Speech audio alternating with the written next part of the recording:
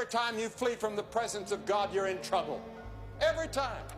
Every time you miss your devotional life, every time you miss your time of prayer, every time you miss your time of reading the Word, as a Christian, you're in trouble. And every time you hear the gospel and do nothing about it, you're in trouble. You're in eternal trouble. Because living inside of your body is a spirit, and that spirit lives forever, either in heaven or hell. And you're taking a chance every time you hear the gospel and do nothing about it. It's not easy to be a follower of Christ. In this generation especially, it's hard to follow Christ. Identify yourself with Christ at the school, at the factory, on the farm, and with your friends and neighbors. Let them all know where you stand, that you stand for Christ and for righteousness and for honesty and for goodness and for morality and for justice. And that's not easy in our generation.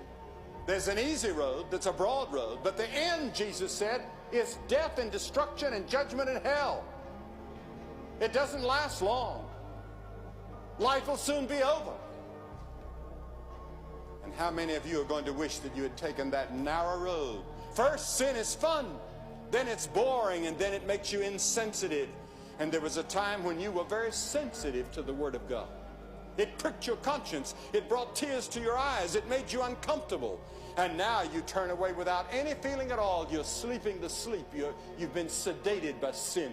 No matter what your sin, no matter how deep in sin you've been, God is in the forgiving business because of what Christ did on the cross.